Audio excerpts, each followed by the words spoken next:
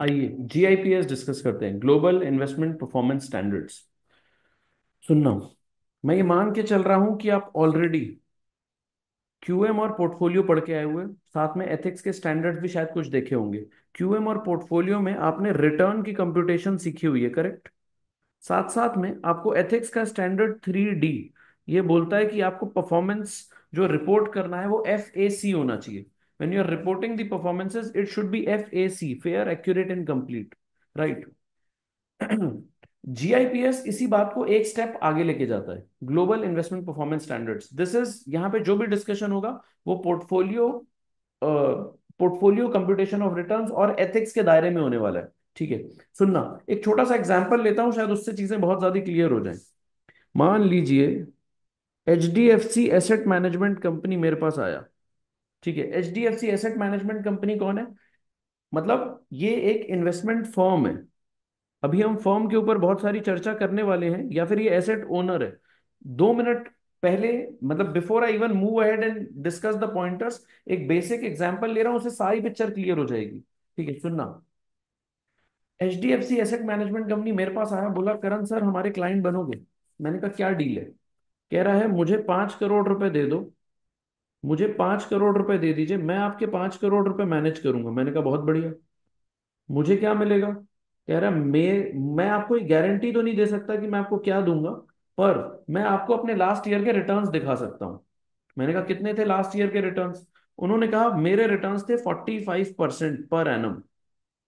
उन्होंने कहा मेरे रिटर्न्स थे 45% पर एनम। मैंने कहा अच्छा जी, ये तो बहुत अच्छे हैं, चलो इसको 50 बोल लेता हूँ। इन्होंने कहा मेरे रिटर्न्स थे 50% पर एनम। मैंने कहा तो बहुत जबरदस्त है। मैंने कहा क्या गारंटी देते हो फ्यूचर में भी ऐसे रिटर्न्स आएंगे? कह रहे नहीं, गारंटी तो नहीं देते। तो सही बोल रहे हैं। उन्होंने कहा मैं अपने पास्ट रिटर्न्स आपको बता रहा हूँ सर, 50% रिटर्न है मेरे साल के। I have generated 50% returns per annum, on a per annum basis. क्या मेरे को लालच आएगी कि हाँ इनके साथ इन्वेस्ट कर देता हूँ? नाम तो अच्छा है, बोल रहे हैं 50% रिटर्न है, गारंटी कौन देता है? इनफैक्ट ज्यादा ट्रस्ट होना चाहिए, गारंटी भी नहीं दे रहे। अब सुनना, क्या ये देखना जरूरी नहीं है कि ये 50% निकाला कैसे गया है? सुनना, क्या इन्होंने टाइम पीरियड सही यूज किए हैं? मतलब मैं कुछ ऐसा बोलना चाह रहा हूं, मान लो मैंने उनसे पूछा कि भाई आपके रिटर्न्स कितने थे? ये है ईयर 2010 जब ये फर्म चालू हुई थी, और ये है ईयर 2025। लेट्स से ये फर्म्स के रिटर्न्स चल रहे थे ऐसे। ठीक है जी, correct. Let's say these are the returns, and let's say this is year 2020, या फिर रुको, let's say the this is year 2020। ठीक है, let's say this is year 2020 and ये 2025 बैठा है यहां पर, मान लीजिए आप। ठीक है जी, सर क्या बोलना चाह रहे हो आप? मैं आपको ये कहना चाह रहा हूँ कि मुझे एक बात बताओ, अगर किसी वजह से, अगर किसी वजह से ये मुझे, HDFC AMC का इंटरेस्ट क्या होगा? उनका इंटरेस्ट होगा कि वो मुझे ये वाला रिटर्न दिखा दें। Let's say this return is +50%, correct? ये वाला रिटर्न है +50%। और देखना ये वाला रिटर्न कितना था, या चलो ये तो, ये लेट्स से +50% है। और अगर वो ये सारे के सारे को काउंट करते, तो let's say this return would have been +12%। तो आप मुझे बताओ, क्या लगता है आपको, +50% बेटर है बताना या +12%? सर +12% बताना बेटर है, ये ज्यादा रिप्रेजेंटेटिव है। ठीक है, is this false? No, this is not false, but is this incomplete? The answer is yes. The answer is yes. हमें क्या बोला गया है? एथिक्स हमें बोल रहा है कि जब, एथिकल स्टैंडर्ड्स बोल रहे हैं कि सुनो, जब भी कोई इन्वेस्टमेंट मैनेजमेंट फर्म अपने रिजल्ट को प्रेजेंट करे, सुनना, HDFC AMC को एथिकल स्टैंडर्ड्स क्या बोल रहे हैं? बोल रहे हैं जब भी तुम अपनी परफॉर्मेंस बताओगे दुनिया को, तो फेयर, एक्यूरेट और कंप्लीट होनी चाहिए। क्या एक्यूरेट बताई गई? हाँ 50% था। क्या कंप्लीट है? नहीं। क्या ये फेयर है? बिल्कुल नहीं। तुमने सिर्फ और सिर्फ अच्छे दिन बता दिए, बुरे दिन बताए ही नहीं। ठीक है ना, बुरे दिन बताए ही नहीं। तो हुआ क्या? तुमने टाइम पीरियड को मैनिपुलेट किया है, ये थी एक प्रॉब्लम। ठीक, अच्छा उसके बाद एक और बात देखना। मान लो HDFC AMC ने मुझे बोला कि करण सर हमारा तो जो रिटर्न है ना वो 50% है। मैंने कहा अच्छा जी। मैंने कहा ये तुम्हारे सारे क्लाइंट्स का? कह रहे हैं हम बहुत शरीफ लोग हैं, हमारे पास 10 क्लाइंट्स हैं एग्जिस्टिंग, 10 एग्जिस्टिंग क्लाइंट हैं, इन 10 क्लाइंट्स का रिटर्न एवरेज बेसिस पर 50% है। मैंने कहा ग्रेट। अब सुनना क्या हुआ होगा। मान लो H D F C AMC के पास टाइम 0 पर 15 क्लाइंट्स थे, टाइम 1 पर 10 क्लाइंट्स रह गए। 15 थे, 10 रह गए। मुझे एक बात बताओ, जो 5 नहीं रहे उनको रिटर्न बहुत अच्छा मिला होगा इसीलिए नहीं रहे होंगे, या उनको रिटर्न बुरा मिला होगा इसलिए नहीं रहे होंगे? उनको रिटर्न बुरा मिला होगा। तो ये जो 10 क्लाइंट्स, जो 10 एग्जिस्टिंग क्लाइंट का रिटर्न है, जो 10 एग्जिस्टिंग क्लाइंट का रिटर्न है, ये आ रहा है 50%। पर अगर मैं पूरे के पूरे 15 का रिटर्न देखता, तो मान लीजिए जो 5 क्लाइंट्स थे जिनका परफॉर्मेंस बुरा था, 5 का परफॉर्मेंस बैड था और 10 का परफॉर्मेंस गुड था, इनकी एवरेज +50 थी, इनकी एवरेज -10 थी, कंबाइंड एवरेज +12% बन रही थी। इन्होंने मुझे बोला कि करण जी हमारी 50% का सालाना रिटर्न है, we are generating 50% per annum. Are they justified? No they were not. मुझे एक बात बताना, are they accurate? Yes they are, but are they complete? No they are not complete. तो यहां पे भी कंप्लीशन का इशू आता है। Survivorship bias meaning you did not report the terminated portfolios, हाँ या ना? ठीक है ना? अभी हम सिर्फ ये बात कर रहे हैं कि जीआईपीएस बनाए ही क्यों गए थे। मैंने आपको बोला कि आपने क्यूएम में और पोर्टफोलियो में कंप्यूटेशन सीख ली, एथिक्स में ये सीख लिया कि ये एफ ए सी होने चाहिए, return performances returns should be F A C. GIPS क्या बोल रहा है? बोल रहा है बॉस सुनो, अगर तुमने, अगर इन्वेस्टमेंट मैनेजमेंट फर्म्स को बोल रहा है, इन्वेस्टमेंट मैनेजमेंट फर्म्स मतलब मैंने क्लाइंट्स का, जो लोग पैसा लें और उसके बाद उस पैसे को मैनेज करें, ठीक है ना, एडवाइजरी नहीं है, पैसा लें, एसेट उन्हीं की बुक्स में आ रहा है। तो मैं एचडीएफसी को पैसा देता हूं, एचडीएफसी को उस पैसे से शेयर्स खरीदता है, वो शेयर्स के ओनर कौन है? एचडीएफसी। मैं किसका ओनर हूं? मैं सिर्फ एचडीएफसी के यूनिट्स खरीदता हूं, मेरी सिर्फ इतना ही हक है। ठीक है ना? तो एसेट मैनेजमेंट फर्म्स को ये बोला गया कि देखो जब तुम अपना परफॉर्मेंस बताओ दुनिया को, तो ये मत करना कि मैं टाइम पीरियड मैनिपुलेट करो, ये मत करना कि सिर्फ जो बच गए हैं या जो अच्छे परफॉर्मेंस वाले पोर्टफोलियोज थे वो बताएं। रिप्रेजेंटेटिव अकाउंट्स क्या है? रिप्रेजेंटेटिव अकाउंट्स भी सर्वाइवरशिप बायर जैसे ही हैं। यहां क्या बोल रहा हूं, हम बोल रहे हैं मान लो जो टोटल क्लाइंट्स थे वो थे 20, टोटल क्लाइंट्स थे 20, और मैंने एचडीएफसी से पूछा रिटर्न कितना है, कह रहे 50% पर एनम। और यहां पे लगाया उन्होंने एस्ट्रिक मार्क, और एस्ट्रिक मार्क में लिखा sample, based on sample, based on sample. अब मैं पढ़ा लिखा आदमी, मैं ठहरा सीएफए, मैंने पूछा भाई कौन सा सैंपल, मुझे भी बताओ। पता किए तो बाद में पता चला कि 2 क्लाइंट्स का एवरेज है ये 2 क्लाइंट्स का एवरेज है। भाई क्यों बनाना 2 क्लाइंट्स का एवरेज? पूरे के पूरे 20 का एवरेज बताना, तब भरोसा होगा कि तुम ठीक काम कर रहे हो। 2 क्लाइंट्स में कैसे मान लूं कि जो तुम्हारा रिटर्न है वो 50% है? तो रिप्रेजेंटेटिव अकाउंट्स नहीं बताने, मतलब चेरी पिकिंग मत करो। तुम अपने हिसाब से अच्छे अच्छे वाले परफॉर्मेंस बता दो, ऐसा नहीं चलेगा। बताने हैं तो सारे के सारे परफॉर्मेंस बताओ, वरना मत बताओ। ठीक है? ठीक है ना? जीआईपीएस क्या बोल रहा है? जीआईपीएस बोल रहा है कि इन्वेस्टमेंट मैनेजमेंट इंडस्ट्री में एक बहुत बड़ी प्रॉब्लम है। प्रॉब्लम क्या है? सब लोग उल्टे सीधे क्लेम्स करते रहते हैं कि मेरा रिटर्न बहुत हाई है, लेकिन जब आप रिटर्न के अंदर घुस के देखो तो उनका रिटर्न या तो हाई निकलता है, इस वजह से कि उन्होंने सिर्फ और सिर्फ कुछ अकाउंट्स के बारे में आपको बताया था। ठीक है ना? रिटर्न्स बेस्ड ऑन सैंपल बता दिया था आपको, रिटर्न्स बेस्ड ऑन सैंपल बता दिया था। This was one problem. Problem number 2 क्या है? प्रॉब्लम नंबर 2 है कि सर्वाइवरशिप बायस। ठीक है? जो क्लाइंट्स जा चुके हैं, जो क्लाइंट्स जा चुके हैं, बैड क्लाइंट्स मतलब clients who have left, clients, x clients, x clients का डेटा रिपोर्ट ही नहीं हो रहा है। X clients data not reported, x clients data not reported. ठीक है? और तीसरा क्या है? आप अपने हिसाब से बढ़िया वाले दिन की पिक्चर दिखा देते हो लोगों को, लेकिन बुरे दिनों की पिक्चर दिखाते ही नहीं हो। ये एक और बहुत बड़ी तकलीफ है। अगर आपने रिपोर्ट करना है तो पूरा करते, अगर सिर्फ अच्छे दिनों की पिक्चर दिखाओगे तो ये तो बहुत गलत बात हो जाएगी। ठीक है ना। इस वजह से क्या होता है बताना, इस वजह से जो रिटर्न्स शो हो रहे हैं वो मीनिंगफुल ही नहीं है। इस वजह से अगर मेरे पास मान लीजिए एचडीएफसी ने बोला कि मेरा 50% रिटर्न है, और उन्होंने इसे बहुत ज्यादा झोल मारा हुआ है, versus let's say Kotak AMC है जिन्होंने कोई झोल नहीं मारा हुआ लेकिन उनका 15% रिटर्न है, तो मुझे लगेगा यार कोटक का 15% बकवास है, एचडीएफसी का 50 बहुत बढ़िया है। बट एक्चुअली क्या है, कोटक ने तो सारी जुगाड़बाजियां करके 50 लेके आया है। ठीक है ना। So this is the problem. मैंने अभी सिर्फ और सिर्फ प्रॉब्लम एड्रेस की है कि जीआईपीएस बने क्यों। जीआईपीएस बने इस वजह से क्योंकि इन्वेस्टमेंट मैनेजमेंट इंडस्ट्री में सारे के सारे लोग जो क्लेम्स कर रहे हैं वो बहुत झूठ मूठ वाले कर रहे हैं। वो झूठ मूठ क्लेम्स के पीछे ये तीन रीजंस हैं, उसकी वजह से जो आपके कंपैरिजंस हैं वो मीनिंगफुल नहीं रह जाते। तो अगर मैं ये पिक करना चाह रहा हूं कि मैं किस एसेट मैनेजमेंट कंपनी को पैसा दूं, मैं नहीं पिक कर पाता। ठीक है ना। This was the problem in, मतलब this is why the GIPS were created, GIPS were created. मतलब गिप्स का अस्तित्व इस वजह से हुआ, इस वजह से गिप्स पैदा हुआ। अब अगले पीस पे देखते हैं, गिप्स का ऑब्जेक्टिव क्या है बताना।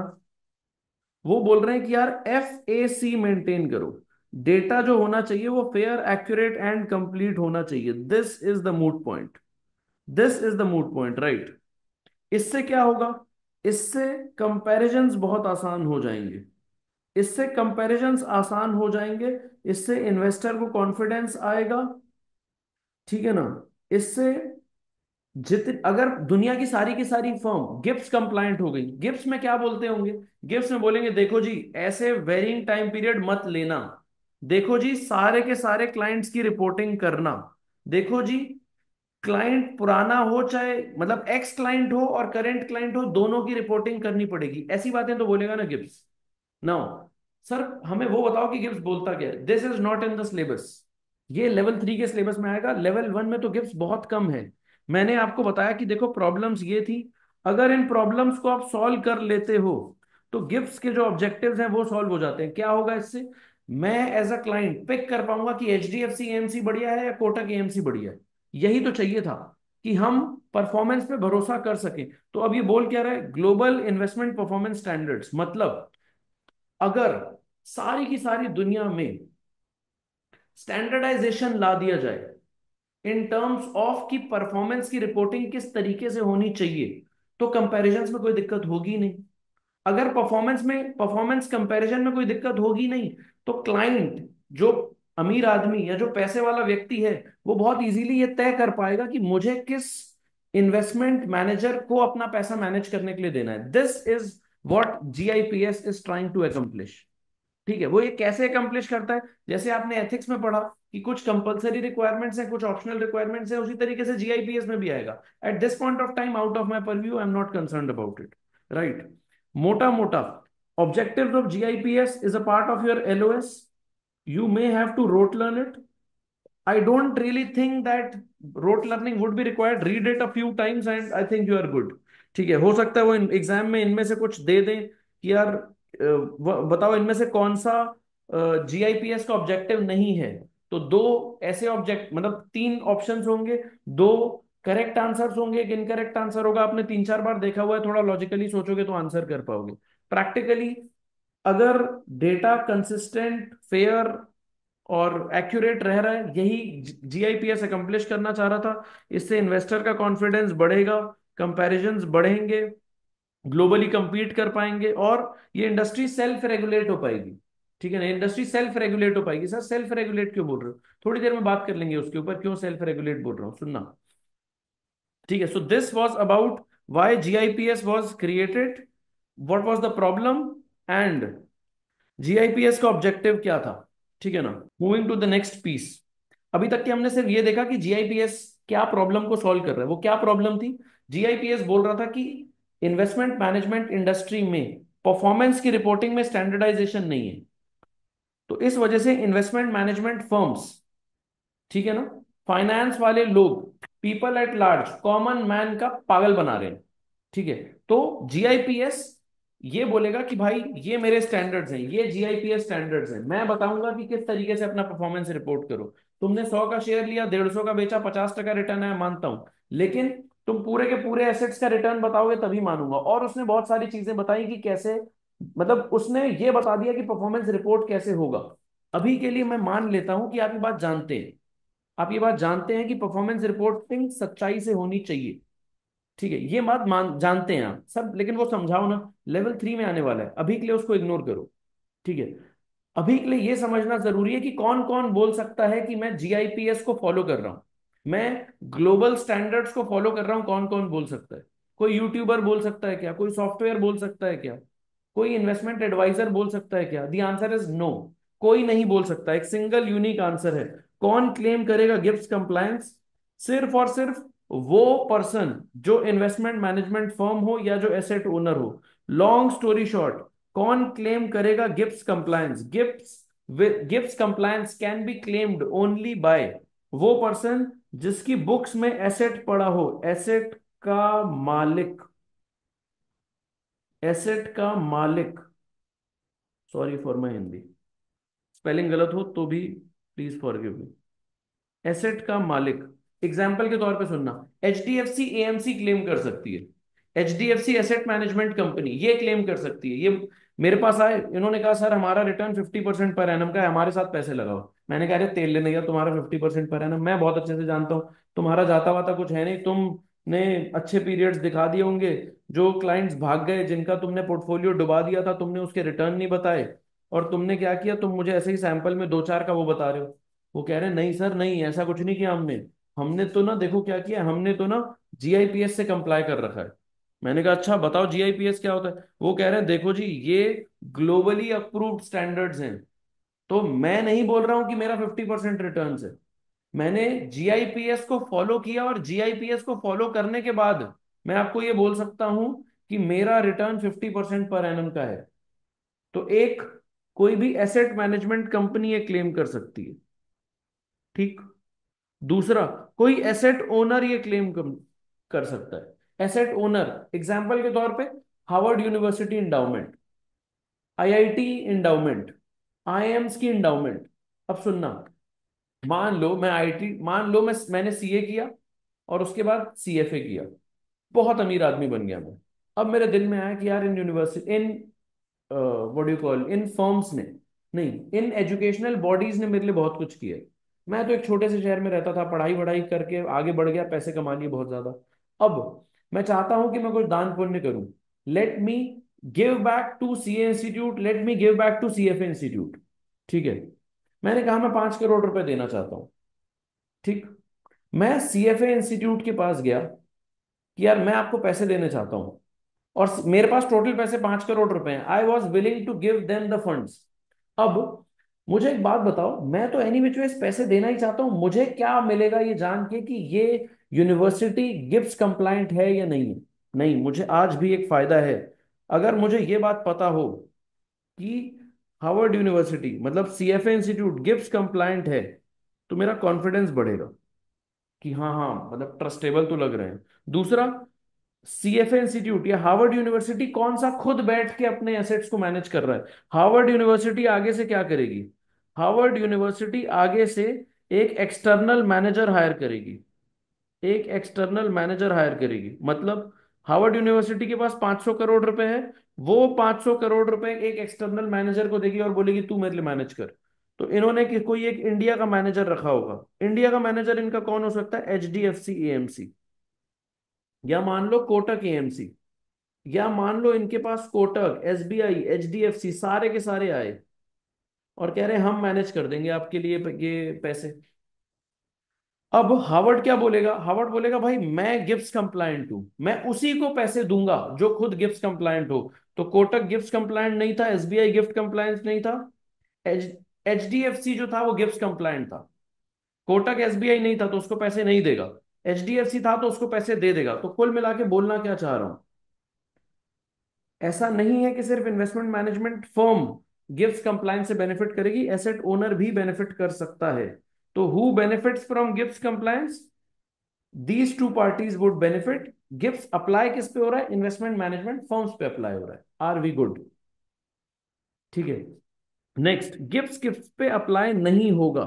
Gift would not apply to, gift would not apply to software vendors. जैसे एग्जांपल के तौर पे सुनना। ओके, ये फैक्ट सेट मॉर्निंग स्टार को ही ले लेते हैं, सॉफ्टवेयर वेंडर्स या फिर सॉफ्टवेयर देमसेल्स। ठीक है। अब मान लीजिए मॉर्निंग स्टार, ये S&P IQ ने बोला कि भाई हमारा सॉफ्टवेयर जो है ना वो GIPS कंप्लायंट है। Can not be.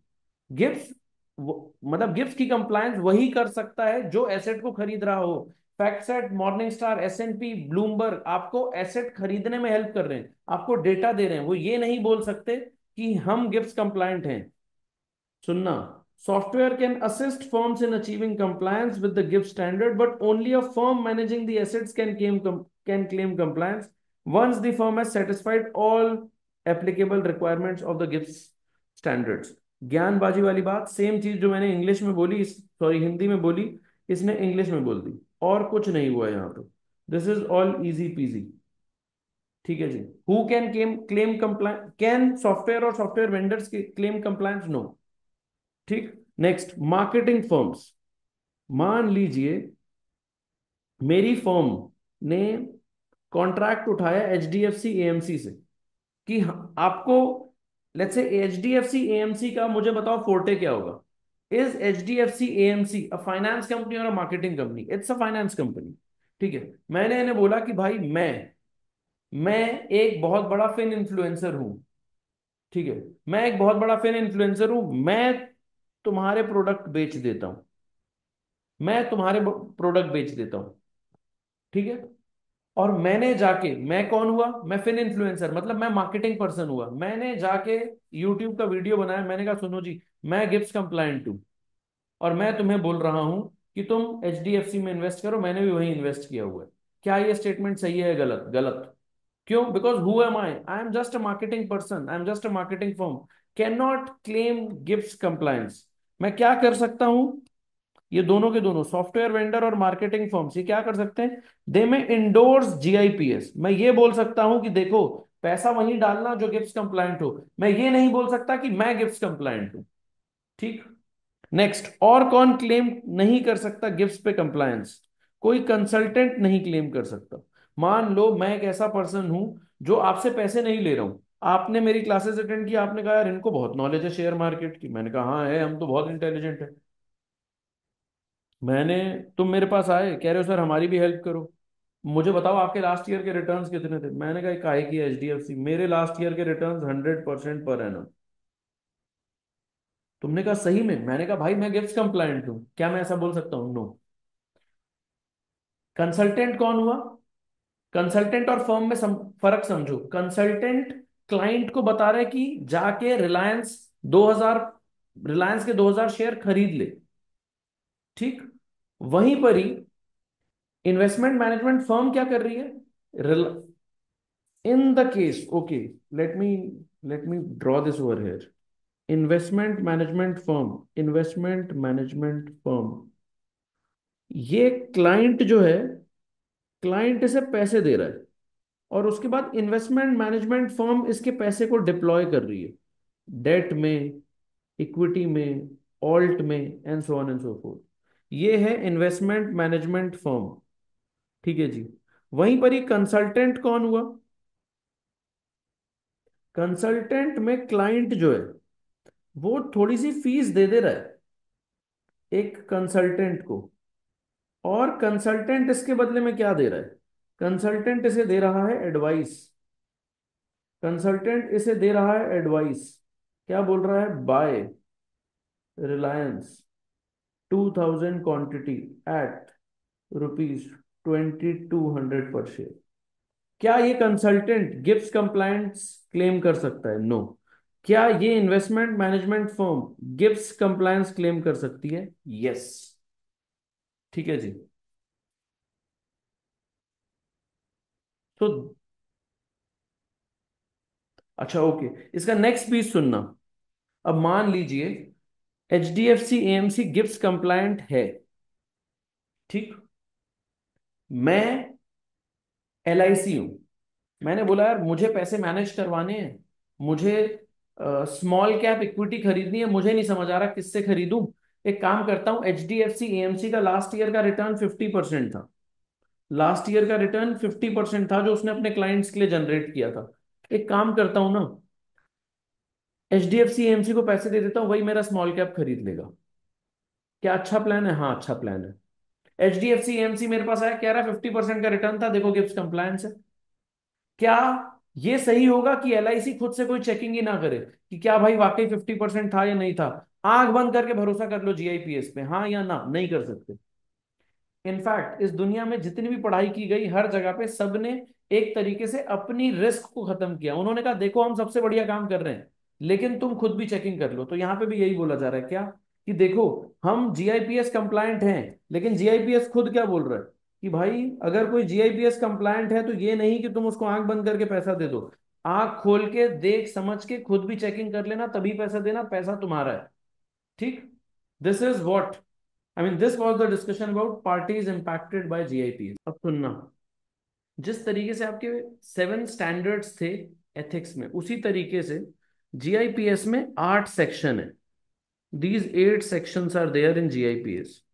ठीक है। What does it talk about?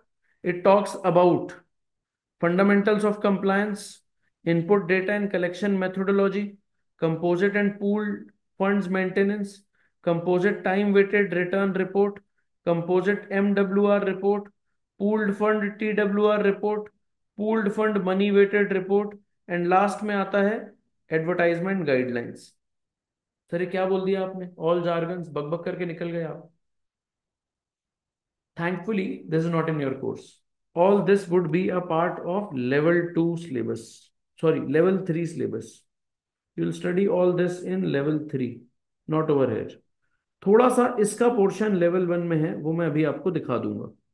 ठीक है ना? In fact first second and third ये तीन का थोड़ा थोड़ा सा डिस्कशन है लेवल 1 में, वो मैं आपसे अभी के अभी शेयर कर लूंगा। ठीक। आइए आगे बढ़ते हैं। मैं बहुत देर से बोल रहा हूं कि इन्वेस्टमेंट मैनेजमेंट फर्म पर ही GIPS अप्लाई हो सकता है। इन्वेस्टमेंट मैनेजमेंट फर्म का क्या मतलब था? A firm like HDFC AMC, इनके ऊपर अप्लाई हो सकता है। ठीक है ना? अब एक बार फर्म का मतलब जान लेते हैं, सुनो। अब मान लो HDFC AMC के इस दुनिया में 3 ऑफिसेज हैं, India Dubai Singapore. India Dubai Singapore. ठीक है। मान लो HDFC AMC बोल रहा है कि यार दुबई में तो हमने पता नहीं क्या क्या झोल मार के रखा हुआ है, एक काम करते हैं हम इंडिया वाले में GIPS का कंप्लायंस ले लेते हैं, बिकॉज हमने यहाँ पे सब कुछ ठीक किया हुआ है। क्या ये पॉसिबल है? The answer is no. GIPS का कंप्लायंस लोगे, समझना GIPS का कंप्लायंस का मतलब क्या है। अगर तुम ओके, एक और छोटी सी चीज रह गई थी, ये भी सुन लो। HDFC का मैनेजमेंट सोच रहा है कि यार अगर सारे के सारे लोग गलत गलत परफॉर्मेंस रिपोर्ट कर रहे हैं तो मैं क्या बेहतर कर सकता हूं। तो उन्होंने आपस में डिस्कशन किया, उन्होंने बोला यार CFA इंस्टीट्यूट ने GIPS रिलीज किया है, GIPS फॉलो करते हैं और जैसा GIPS बोलेगा वैसी रिपोर्ट बना के देंगे, वैसे रिटर्न्स रिपोर्ट करेंगे, तो सबको भरोसा होगा। क्योंकि CFA इंस्टीट्यूट को रिटर्न निकालने बहुत अच्छे से आता है, वो लोग ऑनेस्ट भी हैं, वो QM भी जानते हैं, वो एथिक्स भी जानते हैं, उनके हिसाब से पूरी की पूरी रिटर्न निकालते हैं। जो हमारा परफॉर्मेंस लास्ट ईयर था वो GIPS के अकॉर्डिंग निकालते हैं। GIPS ने क्या बोला? GIPS ने बोला भैया ये 8 स्टैंडर्ड फॉलो करने पड़ेंगे। अगर तुम अगर तुम चाहते हो कि तुम GIPS कंप्लायंट बनो तो तुम ये स्टैंडर्ड्स फॉलो करोगे। मतलब क्या बोलना चाह रहा हूं मैं? HDFC बोल रहा है कि हाँ मैं चाहता हूं मैं GIPS कंप्लायंट बनूं, मैं इन्हें फॉलो करूंगा। कोटक बोल रहा है मैं नहीं चाहता ये सब करना। मान लो कल अदानी का फंड आया, अदानी ने बोला भाई मैं तो बिल्कुल ही नहीं करूंगा, मेरे को तो पसंद ही नहीं है कि कोई मुझे बताए कि कैसे रिपोर्टिंग होगी, मैं अपने मन से रिपोर्टिंग करूंगा। ठीक है ना? तो GIPS इज वॉलंटरी। आप चाहो तो करो, नहीं चाहो तो ना करो। अगर आपने GIPS पे कंप्लाई किया तो आपको एक एडिशनल बैज मिलता है जिससे लोगों का आपके ऊपर भरोसा बढ़ता है। ठीक।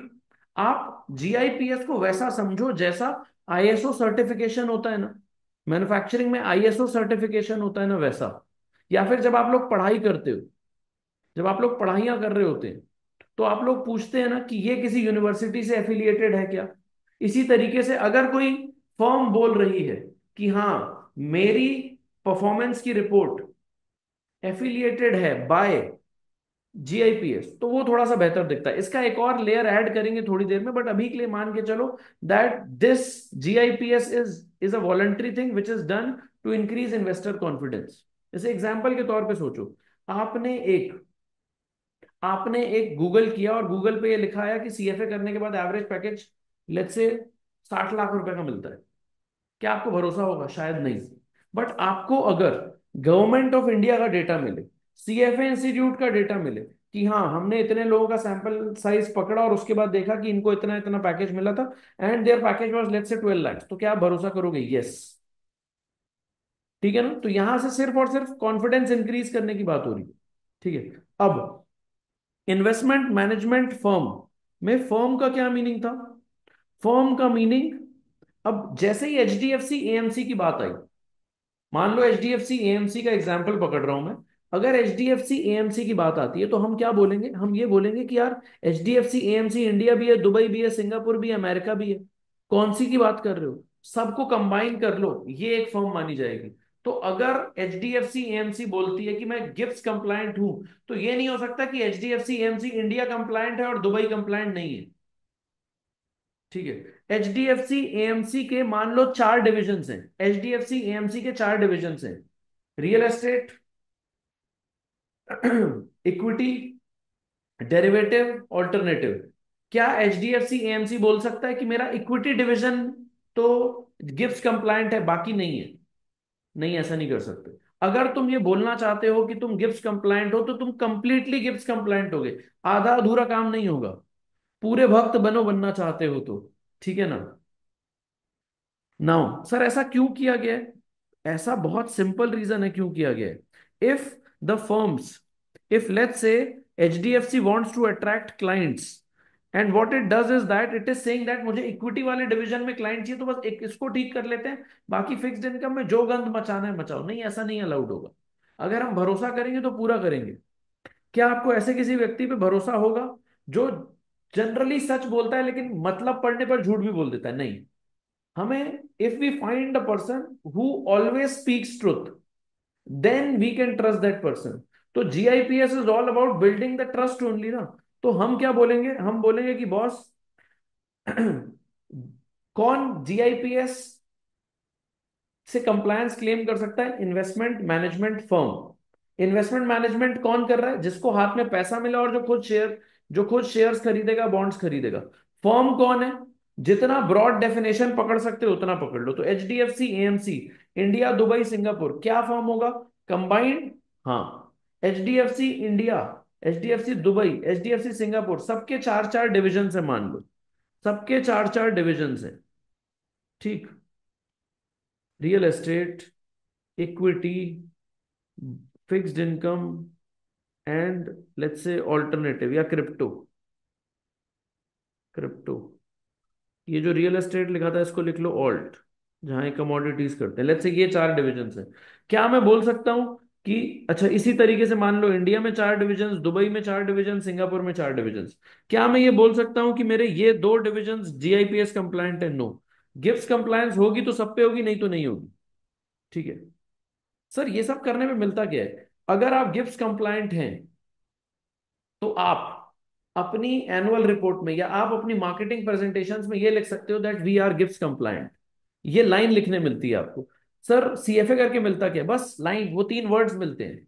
सर लेकिन नॉलेज तो उसके मतलब, हो सकता है आप अच्छी प्रेजेंटेशन कर रहे हो, गिव्स कंप्लायंट ना भी हो, हाँ नॉलेज तो फाइनेंस की पढ़ाई कर लो तब भी मिलती है बिना सीएफए की डिग्री के। बट वो जो 3 लेटर्स आपके नाम के आगे लगते हैं, क्या उससे एक एडिशनल ट्रस्ट ऐड होता है? यस। क्या इसी तरीके से एक एडिशनल ट्रस्ट ऐड होता है अगर एक पर्सन ने, एक एचडीएफसी एएमसी ने अपनी रिपोर्ट में लिख रखा हो दैट वी आर गिव्स कंप्लायंट? क्या इससे additional what do you call trust add होता है? The answer is very much yes. क्या एचडीएफसी एएमसी ये लिख सकती है दैट वी आर गिव्स compliant in all the divisions except crypto division? No. No exceptions allowed. सच्चे हो तो पूरे सच्चे बनो, नहीं तो जाओ झूठे बने रहो। ठीक। आगे चलते हैं। नेक्स्ट, अगले पीस पे चल रहा हूं, डिस्कशन कर रहा हूं कंपोजिट्स पर, सुनना। मैं हूं H D F C AMC. Sir आप H D F C AMC के पीछे पड़ गए हो। अगर आप एथिक्स बुक से पढ़े ना तो उसमें प्रॉब्लम ही यही है कि वो थोड़ा ड्राई हो जाता है। मेरी मेरी ये कोशिश है कि मैं आपको एक केस स्टडी पकड़ूं, वो केस स्टडी में बहुत सारे एलिमेंट्स नाम लेते रहूं, सो दैट आप बायस डेवलप करते जाएं, और एंड में जाके बस एक दो समरी के पेजेस रेडी हो जाएं, 10 पॉइंट माइंड में रह जाएं। उससे एग्जाम के दो तीन क्वेश्चंस बड़े प्यार से निकल जाएंगे। ये आधे से एक घंटे में मेरी ये कोशिश है कि आप एक घंटे का वीडियो देख के पूरी जिंदगी के लिए अपना जीआईपीएस पूरा का पूरा पैक कर लें। ठीक, सुनना।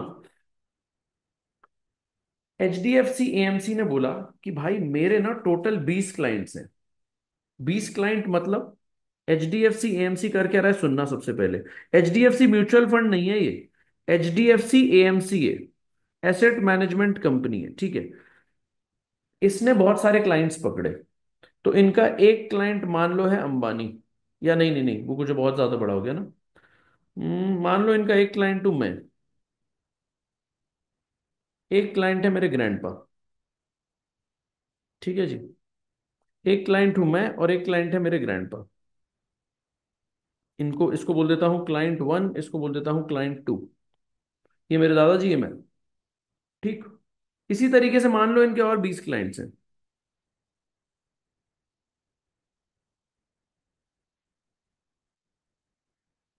ऐसे कर करके क्लाइंट 20, तो टोटल क्लाइंट्स हो गए 20। टोटल हो गए 20 क्लाइंट्स। अब सुनना, मान लो, एक सेकेंड रुको, मान लो ये है 10वें क्लाइंट, ये है 11वें क्लाइंट, ठीक है। ये जो शुरू के 10 क्लाइंट्स है ना, the first 10 client, C1 C2 C3 till C10, all these 10 clients, let's say these are, what do you call, these are young in age and they are looking for high risk investments, high risk high return investments देख रहे हैं मान लीजिए सारे के सारे, ठीक है। तो इनका पैसा जो मैनेज हो रहा है, ये किस तरीके से मैनेज होगा? इनका पैसा स्मॉल कैप इक्विटी में डाला जा रहा है, और वहीं पर ही ये जो क्लाइंट्स हैं इनके बाकी के, ये बेचारे सारे के सारे बुजुर्ग हैं। सर बेचारा क्यों बोल रहे हो, और क्या बोलूं, ये सारे के सारे बुजुर्ग हैं। तो इनका जो रिस्क एपेटाइट है, रिस्क एपेटाइट इसका हाई है, इसका लो है। तो ये इन्वेस्टमेंट कहाँ कर रहे हैं? Small cap equity, mid cap equity, ठीक है ना। अभी के लिए मैं स्मॉल कैप इक्विटी बोल देता हूँ, ठीक है। ये इन्वेस्टमेंट कर रहे हैं स्मॉल कैप इक्विटी में। और ये जो दूसरे वाले हैं, ये लोग कहाँ इन्वेस्टमेंट कर रहे हैं बताना? These folks are investing in bonds या फिर लार्ज कैप इक्विटी, ठीक। अब समझना मेरी बात। अगला टॉपिक का नाम है कंपोजिट्स। कंपोजिट्स। अब जीआईपीएस बोलता है कि सुनो, ऐसे जितने भी अकाउंट्स हैं, अकाउंट मतलब जैसे एक अकाउंट हो गया C1 का अकाउंट, एक अकाउंट हो गया C2 अकाउंट, एक अकाउंट हो गया C3 अकाउंट। सर अकाउंट मतलब क्या है? जितने भी क्लाइंट्स हैं, जितने भी क्लाइंट ने तुमको अपना पैसा दिया। अब केएस ने क्या किया? पैसा ही तो दिया होगा ना H D F C AMC को कि लो मेरा 5 करोड़ रुपया मैनेज करो। इसी तरीके से C2 ने भी पैसा दिया होगा, C2 ने बोला लो मेरे 3 करोड़ रुपए मैनेज करो। इसी तरीके से सबने पैसे दिए होंगे, हाँ या ना? अब ये जो लोग हैं, ये सारे के सारे हाई रिस्क एपेटाइट वाले बंदे थे। तो तुमने इन सब का पैसा डाला स्मॉल कैप इक्विटी में, ठीक। तो इन सबको मिला के बोला जाएगा एक, all this in a combined manner will be called as composite. ये कौन सा कंपोजिट है? ये है स्मॉल कैप इक्विटी का कंपोजिट। और ये कौन सा कंपोजिट है? ये है let's say large cap equity का कंपोजिट, ठीक है जी। अब जीआईपीएस क्या बोलता है? जीआईपीएस बोलता है कि तुम्हारे जितने भी ऐसे क्लाइंट्स हो जो 3 रिक्वायरमेंट्स पूरी करते हो, कौन से 3 रिक्वायरमेंट सुनना। वो बोलता है तुम्हारे 3 क्लाइंट, मतलब वो क्लाइंट जो तुम्हारी 3 रिक्वायरमेंट पूरी करते हो। पहली रिक्वायरमेंट, वो फी पेइंग हो, मतलब फ्री में नहीं कर रहे हो तुम उसका काम। दूसरा, एक्चुअल क्लाइंट हो। सर एक्चुअल क्लाइंट का क्या है? सारे एक्चुअली क्लाइंट होते हैं, बताऊंगा अभी। तीसरा डिस्क्रिशनरी हो, फी पेइंग, एक्चुअल, डिस्क्रिशनरी। अगर ये तीन चीजें पूरी हो रही हैं किसी भी क्लाइंट में, किसी भी अकाउंट में, तो तुम्हें उसे एक ना एक कंपोजिट का पार्ट बनाना पड़ेगा। सर ये बात समझ नहीं आई, बता रहा हूं, रुको 1 मिनट रुको बस। मान लो इनके टोटल मिला के हैं 20 क्लाइंट्स, नहीं है, मान लो इनके टोटल है 35 क्लाइंट्स। ठीक है जी, टोटल 35 क्लाइंट्स है। जस्ट 1 सेक, रुको 1 सेकेंड।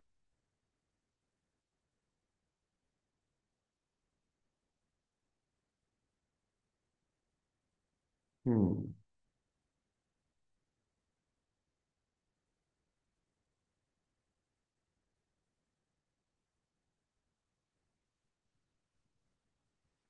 टोटल है मान लीजिए इनके 35 क्लाइंट्स। C1 C2 यहाँ आ गया C20, और 15 और अकाउंट्स हैं, 15 एडिशनल अकाउंट्स। अब समझना, HDFC AMC है, ये बहुत सारी स्ट्रैटेजीज डेवलप करते हैं। ठीक है, इन्होंने एक स्मॉल कैप इक्विटी की स्ट्रैटेजी डेवलप की, इन्होंने एक लार्ज कैप इक्विटी की स्ट्रैटेजी डेवलप की। मतलब स्ट्रैटेजी डेवलप की मतलब इन्होंने सोचा होगा ना कि जब देखो प्राइस टू बुक इतने मल्टीपल पे होगा, जब प्राइस टू अर्निंग का ये रेशियो चल रहा होगा, या फिर अगर ये टेक्निकल एनालिसिस करते हैं तो जैसे ही कोई शेयर रेजिस्टेंस पे आएगा, सपोर्ट पे आएगा सॉरी, या फिर जैसे ही कोई शेयर रेजिस्टेंस तोड़ के बाहर जाएगा, हम तब बाय करेंगे। कुल मिला के इन्होंने कोई ना कोई स्ट्रैटेजी डेवलप की होगी ना, ये सारे के सारे लोगों ने कोई ना कोई स्ट्रैटेजी डेवलप की होगी ना। हाँ सर बिल्कुल की होगी। अच्छा मुझे एक बात बताओ, ये स्ट्रैटेजी जो डेवलप की होगी, ये बहुत सारे हिट एंड ट्रायल के बाद की होगी। हाँ सर ये भी बात ठीक है। अब मान लो HDFC AMC ये 20 अकाउंट्स रन कर रहा है। HDFC AMC के पास अकाउंट नंबर 1 है, उसमें मेरा पैसा डला हुआ है, अकाउंट 2 है मेरे दोस्त का पैसा, अकाउंट 3 भाई का पैसा, अकाउंट 4 कोई दूसरा क्लाइंट, अकाउंट 5 कोई अगला क्लाइंट। ये सबके पैसे मैनेज हो रहे हैं अलग अलग तरीके से। इन्होंने सबसे एक डिस्कशन किया होगा क्या, सबका RRTTLLU समझा होगा, एज पर पोर्टफोलियो मैनेजमेंट। उसके हिसाब से इन लोगों का क्लाइंट का मैनेज कर रहे हैं, small cap equity large cap equity में पैसा डलवा दिया। ठीक है, अब मैं ये बोल रहा हूं, मान लो HDFC AMC अपनी और रिसर्च भी कर रहा है, इनको ये समझ आया है कि ये ना, इन्होंने AI बेस्ड मॉडल बनाए। मान लो इन्होंने कोई AI बेस्ड इन्वेस्टमेंट करने की सोच रहे हैं। इन्होंने बोला ये ChatGPT और जो भी कुछ चल रहा है आज की डेट में, डीप सीक और पता नहीं क्या क्या, इन्होंने कहा भाई हम ये सब के बेसिस पर इन्वेस्टमेंट्स करेंगे।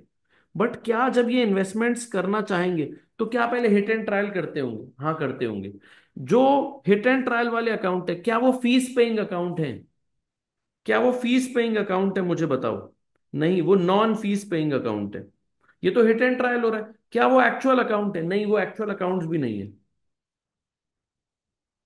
अब मुझे एक बात बताओ, अगर मैं ऐसा करूं कि मैं आपको बोलूं, सुनना, अगर मैं आपको बोलूं कि मैंने जितने भी स्मॉल कैप इक्विटी मैनेज किए थे, इनका एवरेज रिटर्न, इनका weighted average return, simple average नहीं निकालते हैं कभी भी, वेटेड एवरेज निकालते हैं, सिंपल नहीं, वेटेड एवरेज निकालनी पड़ेगी ना। मान लो ये सब के सब क्लाइंट्स के जितने जितने पैसे लगे थे, उसके हिसाब से इनका वेटेड एवरेज रिटर्न 22% आया। आप बोलोगे यार बढ़िया रिटर्न है, स्मॉल कैप है, लेकिन रिटर्न तो 22% इज वेरी डिसेंटली अट्रैक्टिव, है ना। लार्ज कैप इक्विटी में मैंने कुछ खेल दिया। लार्ज कैप इक्विटी में मान लो क्लाइंट 11 से लेके क्लाइंट 20 का रिटर्न आ रहा था 12% का। बट मुझे लगा यार इतना कम रिटर्न बताऊंगा तो कोई आएगा ही नहीं। मैंने C21 to C25 ये भी बनाए। मैंने कहा और भी 5 क्लाइंट्स मैनेज हो रहे हैं, लेकिन ये कौन है? ये है डमी क्लाइंट्स, तो let me call them DC1 to DC25, dummy client. ठीक है, इनका रिटर्न था 35%, इन सबका कंबाइंड रिटर्न हो गया 20% अब बताओ क्या मेरा लार्ज कैप में इंटरेस्ट भी बन जाएगा? अगर अगर मैं ये क्लेम कर दूं कि मेरा 20% रिटर्न आया है, तो सबको लगेगा यार बहुत बढ़िया है, लार्ज कैप में 20% रिटर्न, स्मॉल कैप में 22 था, तो ये तो बहुत अच्छा परफॉर्म कर रहे हैं। हाँ या ना? सबको लगेगा कि that yes the performance is bloody good. But हुआ क्या है, मैंने तो डमी क्लाइंट्स इंक्लूड कर लिए।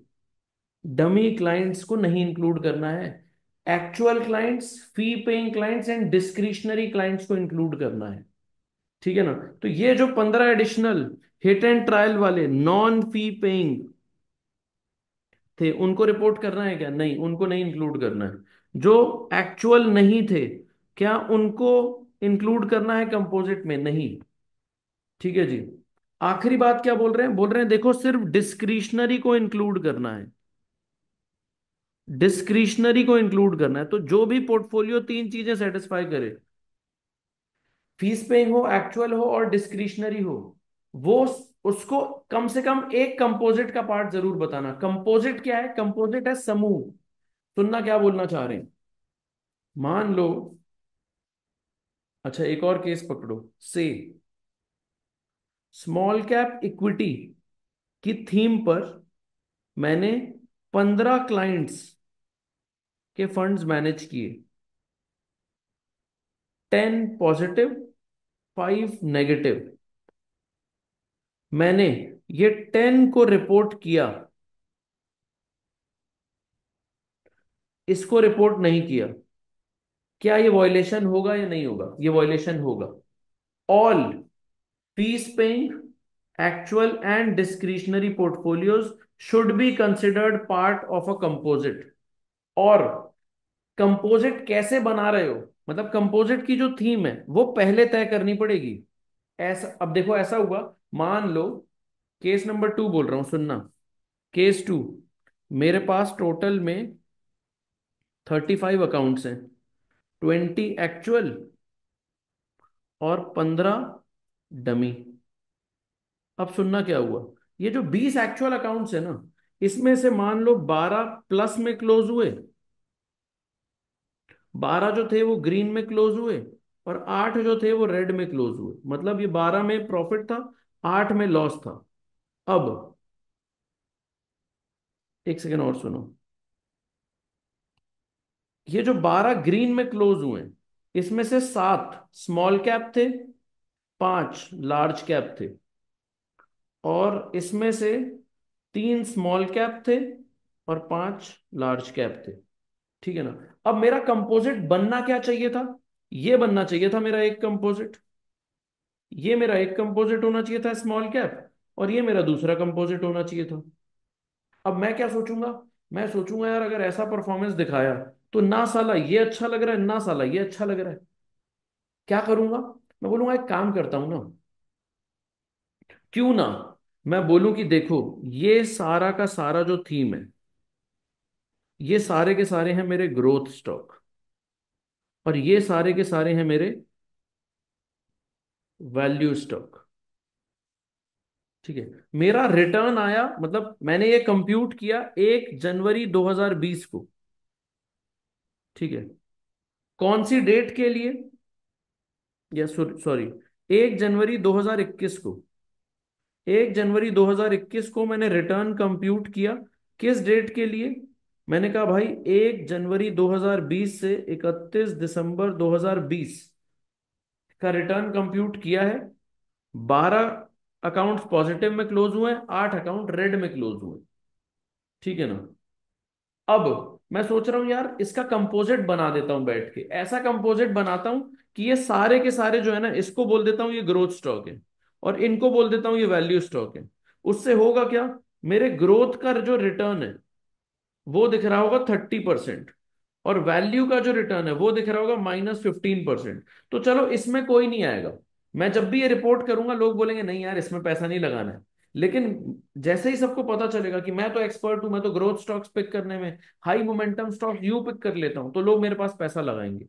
मैंने क्या किया, अगेन मैंने, मतलब I have played very smartly. मैंने सच तो बोला, लेकिन मैंने फिर भी फेयर चीज नहीं बोली है। The key is this word fair. Was this fair? नहीं। फेयर क्या होगा सुनना, फेयर ये होगा कि भाई तुम जितनी भी कंपनीज हैं सबकी, सॉरी जितने भी अकाउंट्स हैं सबकी रिपोर्टिंग करोगे। All is very very important. You have to you have to report all FD portfolios, all FD accounts, सारे के सारों की रिपोर्टिंग करोगे, ये श्योर है। अगली क्या बात है, जब भी रिपोर्ट शो करोगे तो उसमें एग्रीगेट रिटर्न बताओगे। ये नहीं कि सिर्फ टॉप परफॉर्मिंग रिटर्न्स बता दिए, एग्रीगेट रिटर्न बताओगे तुम। एग्रीगेट रिटर्न निकालोगे कैसे? वेटेड बेसिस पर निकालोगे, सिंपल एवरेज बेसिस पर नहीं निकालोगे। ठीक। कंपोजिट क्या है? एसेट्स का समूह। बट ऐसे ही सबको उठा के मत जोड़ देना। अब जैसे मान लो मेरी फर्म है, एक तो ये था कि मैं बोल देता कि भाई ये सारे के सारे एक, मान लो मैं बोल देता कि boss all of this is one composite equity. बोल ही सकता था, नहीं नहीं नहीं ऐसा नहीं बोल सकते यार, ये बदतमीजी है, ये बदतमीजी है, you can not do it like this. ठीक है, बट इस जो मैंने अभी अभी पॉइंट आउट किया इसके ऊपर बहुत ज्यादा फोकस नहीं है। फोकस किस बात पे है कि तुम वो पोर्टफोलियोज जिनकी इन्वेस्टमेंट स्ट्रेटेजी मैच करती हो, जिनका ऑब्जेक्टिव, जिनका मैंडेट मैच करता हो, उन सबको मिला के एक समूह बनाओ। तो ये जो येलो वाला जो ग्रुप है, ये कौन सा ग्रुप है? ये है यंग ग्रुप। ये है यंग ग्रुप। एचडीएफसी एएमसी के टाइप ऑफ क्लाइंट बोल रहा हूं मैं, type of client. Aggressive client है, ये कंजर्वेटिव क्लाइंट है। तो ये कंजर्वेटिव का सबका मिला के एक कंपोजिट, एग्रेसिव का सबका मिला के एक कंपोजिट। अब ये थीम, ये थीम कि तुम किसे एग्रेसिव बोलोगे, किसे सिडेटेड, किसे व्हाट डू कॉल थोड़ा कंजर्वेटिव बोलोगे, या तुम किस हिसाब से ये ग्रुप बनाओगे, ये पहले ही डिसाइड हो जाना चाहिए। ऐसा नहीं है कि तुम बाद में खेलने लग जाओगे कि हाँ हाँ देखो ना, ये कोई एग्रेसिव एग्रेसिव और वो सब नहीं है यार, स्मॉल कैप लार्ज कैप पे नहीं बनाया मैंने कंपोजिट, मैंने तो कंपोजिट ग्रोथ और वैल्यू पे बनाया है। ठीक है ना? या कल मैं बोल देता कि ये तो मैंने इंडस्ट्री स्पेसिफिक बनाया है, ये तो मैंने ज्योग्राफी स्पेसिफिक बनाया है, ऐसा नहीं होगा। तो तुम अगर 1 जनवरी 2019 से लेके 31 12 2019 का डेटा के रिटर्न्स पे जीआईपीएस कंप्लायंस लेना चाह रहे हो, इसे जीआईपीएस कंप्लायंस बना रहे हो, तो 1 जनवरी 2019 को डिफाइन योर कंपोजिट। ये नहीं कि तुम 31 दिसंबर 2019 को करो, ये नहीं करोगे तुम अपना कंपोजिट डिफाइन करोगे, या क्राइटेरिया जो है वो तुम पहले ही बना लोगे। ठीक है जी, बहुत लॉजिकल सी बात है। ठीक है, देखना यहाँ पे यही एग्जाम्पल लिखा हुआ है कि मान लो 15 पोर्टफोलियोज हैं, उनमें से जो 10 ने अच्छा परफॉर्म किया, क्या उसको डाल सकते हैं? नहीं, ये नहीं डाल सकते, ये जीआईपीएस का वॉयलेशन होगा। आपको चेरी पिकिंग अलाउड नहीं है, आप अपने बेस्ट परफॉर्मर्स का डेटा नहीं रिपोर्ट करेंगे, आप सबका डेटा रिपोर्ट करेंगे। ठीक है ना? दूसरा ये प्रैक्टिकल एग्जांपल दिया हुआ है इस बात का कि groupings must be pre identified. ठीक है ना? मान लो मैंने ये बोला कि मेरा एक कंपोजिट है नॉर्थ अमेरिकन इक्विटी, और मेरा कंपोजिट नंबर 2 है इमर्जिंग मार्केट इक्विटी। तो भाई ये दो कंपोजिट सेपरेट रहेंगे, साल के एंड में तुम इसको चेंज नहीं कर सकते। ठीक है ना? तो कंपोजिट मतलब तुम जितने भी पोर्टफोलियोज को as per large cap equity manage करने वाले हो, वो सबको डे 0 पे डिफाइन, डे 1 पे डिफाइन कर लो। जिनको स्मॉल कैप इक्विटी में कर रहे हो उनको डे 1 पे डिफाइन कर लो। टीम पहले दिन पे बन गई, इनका परफॉर्मेंस कैसा होगा वो साल के अंत में पता चल जाएगा। Right, so this was about composites, and over here we have also discussed the meaning of the word discretion. We have also discussed the meaning of the word, sorry, yeah, discretionary. नहीं, sorry sorry sorry, I have not yet discuss discretionary. मैंने 3 points बोले थे, that all the fee paying, actual and discretionary portfolios will be considered a part of at least one of the composite. अब सुनना, discretionary word discuss कर रहा हूं, ध्यान दीजिएगा, सुनना। डिस्क्रिशनरी क्या होता है? डिस्क्रिशनरी वर्ड क्या होता है? डिस्क्रिशनरी, डिस्क्रिशन वर्ड का मतलब है चॉइस। Discretion means choice. ठीक है, अब मान लो केएस गया एचडीएफसी एएमसी के पास, एचडीएफसी एएमसी के पास, या केएस के ग्रैंडपा गए, ठीक है, मेरे दादाजी गए एचडीएफसी एएमसी के पास और बोले यार कि तुम ना मेरे से 1 करोड़ रुपए ले लो और मेरा पैसा लार्ज कैप इक्विटी में डाल देना, ठीक है, लार्ज कैप इक्विटी में डाल देना। एचडीएफसी एएमसी ने कहा ठीक है जी डाल देंगे, लेकिन कह रहा है सुनो, मैं, मेरे दादाजी कह रहे हैं मैं तुम्हें एक रिस्ट्रिक्टिव लिस्ट दे रहा हूं, एक रिस्ट्रिक्टिव लिस्ट दे रहा हूं, मतलब तुम ये सब मत करना मेरे पैसे के साथ। उन्होंने कहा बताओ क्या ना करें, तो कह रहे हैं मेरे पैसे बैंकिंग स्टॉक्स में मत डालना, मेरे पैसे what do you call alcohol stocks में मत डालना, मेरे पैसे आउटसाइड इंडिया मत डालना, ठीक है। इसी तरीके से इन्होंने और पंचायत करके 5-10 रिस्ट्रिक्शंस दे दिए। अब मुझे बताओ एचडीएफसी एएमसी को पैसे क्यों दिए गए थे? Because of this word, asset को मैनेज करने के पैसे दिए गए थे। मेरे दादाजी ने उनको बोला था कि जाओ एसेट्स को मैनेज करो, मतलब मैं तुम्हें पैसा दे रहा हूं, मेरे पैसे को मैनेज करो। बट क्या मैनेज करने दे रहे हैं? नहीं, मिसमैनेजमेंट फैला फैला के रखी है मेरे दादाजी ने, ये मत करना, वो मत करना, फलाना मत करना, ढिमकाना मत करना। अब मान लो ये सब मानने की वजह से एचडीएफसी एएमसी ने साल का जो रिटर्न दिया, रिटर्न लास्ट ईयर का मान लो आया इनका 7% का, या मान लो 9% का रिटर्न आया। मेरे दादाजी चढ़ पड़े इनके ऊपर, कह रहे हैं काहे का तुम्हारा बैंक है एचडीएफसी एएमसी 9%, 8-9% का तुम्हें को ब्याज मिल जाता है बिकॉज मैं सुपर सीनियर सिटीजन हूँ। एचडीएफसी एएमसी क्या बोलेगा इनको? कह रहे वहीं जाके दे देते ना। वो कह रहे नहीं मुझे तो तुम्हारी एक्सपर्टीज चाहिए थी, इसीलिए मैं तुम्हारे पास आया था। तो एचडीएफसी एमसी क्या रिप्लाई करेगा? बोलेगा अगर तुझे एक्सपर्टीज चाहिए थी तो लगाने तो देता एक्सपर्टीज, इतने कानून क्यों बताए कि ये मत करना वो मत करना है, तो बहुत दिक्कत की बात है दोस्त। हाँ या ना? कुल मिला के बोलना ये चाह रहा हूं that even though this performance is generated by HDFC MC, but actually HDFC was not given a free hand, so this is a return which should not be representative of HDFC's capability, and hence this return should not be considered a part of the composite non discretionary portfolio हो गया ये। This was a non discretionary portfolio, this should not be considered a part of any composite, ठीक है जी। यही चीज यहां पे discuss की हुई है। अब सुनना, अभी तक के मैंने क्या बोला?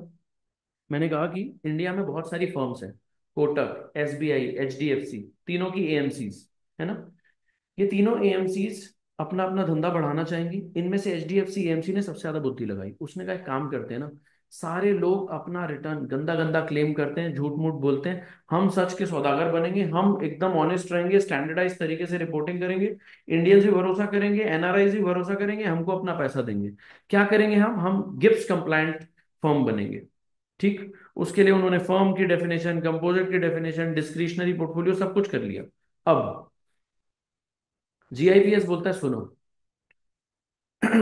तुम जीआईपीएस कंप्लायंट होगे, वॉलंटरी है, तुम चाहो तो कंप्लायंस करो, चाहो तो ना करो। हमने कहा हम तो करेंगे जी। एचडीएफसी कह रहा है मैं तो करूंगा।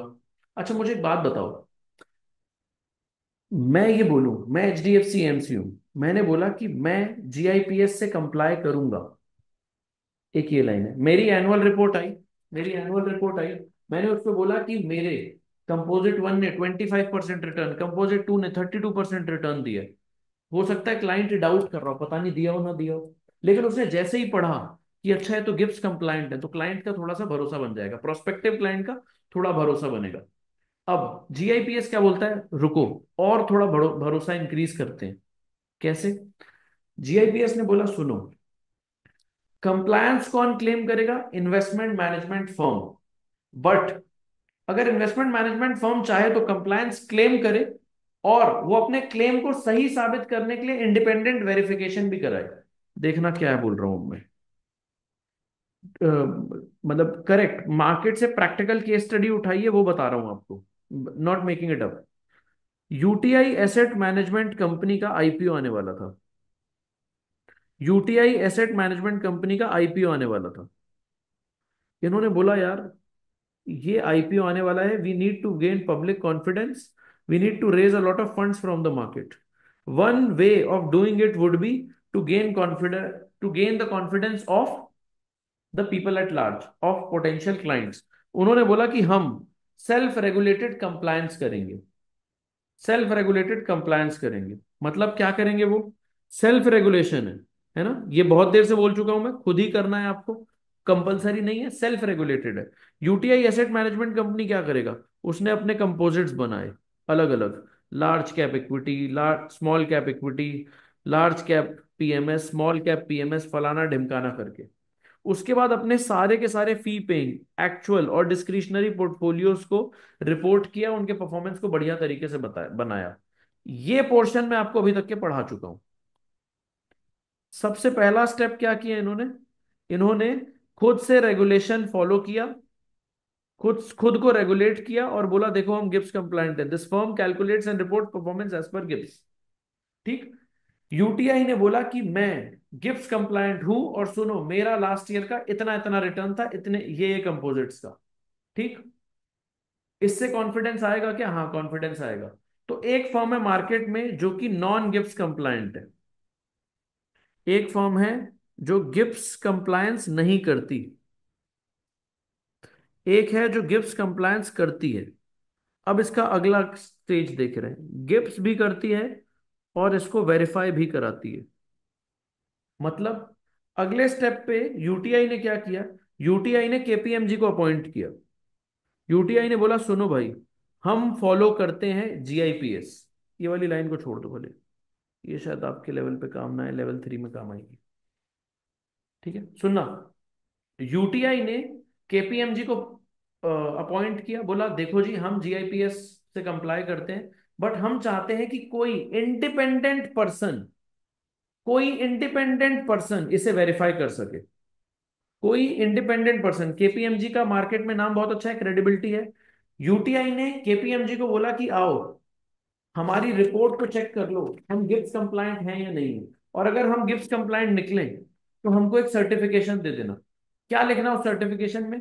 ये लिखना कि मैं केपीएमजी वेरीफाई करता हूं कि यूटीआई ने गिब्स का कंप्लायंस अच्छे से किया है। मैं केपीएमजी ये सर्टिफाई करता हूं कि यूटीआई ने गिब्स का कंप्लायंस अच्छे से किया है। केपीएमजी ये सर्टिफाई नहीं कर रहा कि ये फर्म बहुत अच्छी है, इसमें पैसा लगाओ फलाना ढिमकाना ना। केपीएमजी बस ये वेरीफाई कर रहा है कि ये जो कंपनी है, यूटीआई एएमसी है, इन्होंने गिब्स का कंप्लायंस पूरी तरीके से किया है, हाँ या ना। तो ये हो गया स्टेप नंबर 2। और आखिरी स्टेप क्या है इस वेरिफिकेशन का आउटकम? इससे होगा क्या? अगर यूटीआई एसेट मैनेजमेंट कंपनी ने ये सब कुछ किया होगा तो उनको गिब्स का कंप्लायंस का एक सर्टिफिकेट मिल जाएगा, गिब्स वेरीफाइड बाय केपीएमजी, ये बोलेगी सारी दुनिया। ये लिखेंगे, मतलब मार्केटिंग मटेरियल में यूटीआई एएमसी लिखेगा कि मैं गिब्स कंप्लायंट हूं, और साथ साथ में लिखेगा ये चीज को वेरीफाई किया है केपीएमजी ने। ठीक। इससे क्या होगा? इससे और ज्यादा ट्रस्ट होगा। यहां ट्रस्ट है क्या? यहां ट्रस्ट नहीं है, यहां ट्रस्ट यस। यहां पे क्या है? Hello yes. बहुत ज्यादा ट्रस्ट, इनहैंस्ड ट्रस्ट होगा वेरिफिकेशन की वजह से, यस और नो। ठीक है। अब देखना वेरिफिकेशन के बारे में क्या बात है। क्या वेरिफिकेशन रिक्वायर्ड है? नहीं, रिकमेंडेड है। क्यों कर रहे हैं? ग्रेटर एश्योरेंस के लिए। एश्योरेंस तो पहले भी आ गई थी, भरोसा तो सिर्फ गिब्स कंप्लायंट होके भी आ गया था, बट गिब्स प्लस वेरिफिकेशन आ जाए तो डबल भरोसा है। नेक्स्ट, कौन वेरीफायर बन सकता है, मतलब कौन वेरीफाई करेगा? वेरिफिकेशन की बात कर रहे हैं ना, कौन वेरिफिकेशन करेगा? हमारे एग्जांपल में केपीएमजी था। कौन वेरिफिकेशन करेगा? Independent third party. Can the firm, क्या यूटीआई खुद वेरीफाई कर सकता था? यूटीआई अपने एम्प्लॉइज को वेरीफाई, मतलब यूटीआई अपने एम्प्लॉइज को बोल सकता था क्या, एम्प्लॉय ऑफ फर्म ये कंप्लायंस कर सकते हैं क्या? The answer is no. अगर ऐसे ही, मतलब खुद ही को ही वेरीफाई करके देना होता तो फिर तो वेरिफिकेशन का मतलब ही नहीं है, फिर तो खुद ही बोल ही रहे हो कि तुम, मैं गिब्स कंप्लायंट हूं, खुद ही को क्यों वेरिफिकेशन करके देना है? ठीक है ना, वेरीफाई कोई थर्ड पार्टी करेगा। क्या वेरीफाई करने का मतलब ये है कि रिपोर्ट परफेक्ट है? नहीं, रिपोर्ट इसका मतलब ये नहीं है। इस वेरीफायर सिर्फ ये चेक करता है कि क्या सारे के सारे प्रिंसिपल्स जो जीआईपीएस के थे वो फॉलो हो गए हैं, बस ये चेक करता है वेरीफायर। और कुछ नहीं फॉलो करता, और कुछ नहीं चेक करता। तो verification does not audit individual returns but insures UTI's methodology aligns with GIPS standards. ठीक है जी। लास्ट में वेरीफायर क्या अटेस्ट करके देगा? वेरीफायर ये अटेस्ट करके देगा कि फर्म जो है वो जीआईपीएस कंप्लायंट है, कंपोजिट कंस्ट्रक्ट किए और फर्म वाइड बेसिस पे किए। ठीक है। Next it will attest that the firm's procedures are established to present performance using GIPS compliant calculation methodologies data and format. ठीक है ना? तो ये वो अटेस्टेशन करके देगा। आपकी दो तीन बुक्स में, सी बुक, श्वेदर, सब में सेम लाइन लिखी थी, तो I just copied it, but I think you get the complete essence of it. This was it as far as complete discussion on GIPS was concern. एक ओवरऑल समरी ले लेते हैं। ठीक है। मुझे एग्जाम्स में बहुत ज्यादा उम्मीद है कि इससे ना सीधे सीधे क्वेश्चन उठ के आते हैं। ठीक है, तो मेरे ख्याल से ऐसी चीजें पूछ सकते हैं वो। गिफ्ट वॉलंटरी है या कंपलसरी? वॉलंटरी, स्वेच्छा से करो। Do it if you want it, if you don't want it just ignore. ठीक है ना? कौन ले सकता है? Investment management firm. Investment management firm can claim GIPS compliance. ठीक है, दूसरे नहीं क्लेम कर सकते। सॉफ्टवेयर वॉफ्टवेयर को परमिटेड नहीं है। ठीक है। नेक्स्ट, क्या मैं पार्शियल कंप्लायंस क्लेम कर सकता हूं? The answer is no. अधूरा काम नहीं चलेगा, करो तो पूरा करो वरना मत करो। ठीक है जी। तो या तो आप all requirements of Gibbs follow करेंगे, ऑल रिक्वायरमेंट्स मतलब सारे 8 स्टैंडर्ड्स फॉलो करेंगे, और नहीं तो नहीं करेंगे। मतलब जो गिब्स कंप्लायंस होगा, आप तभी बोल सकते हैं कि मैं गिब्स कंप्लायंट हूं अगर सब कुछ फॉलो किया तो। ये नहीं बोल सकते कि सब कुछ किया, सिवाय इस छोटी सी बात के। ठीक है ना? एज सच मैं सब कुछ कर चुका हूं। गिब्स के 8 स्टैंडर्ड हैं, मैंने 7 स्टैंडर्ड्स मान लिए हैं, बस एक स्टैंडर्ड में मैं खरा नहीं उतर पाया हूं, तो मैं ये 7 के लिए गिब्स कंप्लायंट हूं, ये बोल सकता हूं? The answer is no. All or nothing. In fact पूरे सीएफए की एथिक्स की, सॉरी, गिब्स की थीम ही है ऑल और नथिंग। देखना है क्या बोल रहे हैं। All FAD portfolios to be included in one of the composites, do not leave any portfolio. कोई नहीं छोड़ना है, nothing should be left. Compliance should be on firm wide basis, ये नहीं बोल सकते कि इंडिया वाला डिवीजन और दुबई वाला डिवीजन गिब्स कंप्लायंट है, सिंगापुर डिवीजन गिब्स कंप्लायंट नहीं है। You can not say that. Next, verification में बोलना भूल गया था, इंपॉर्टेंट पॉइंट है। वेरिफिकेशन भी जब करोगे तो पूरे फर्म की होगी, specific component, sorry specific composite key नहीं होगी।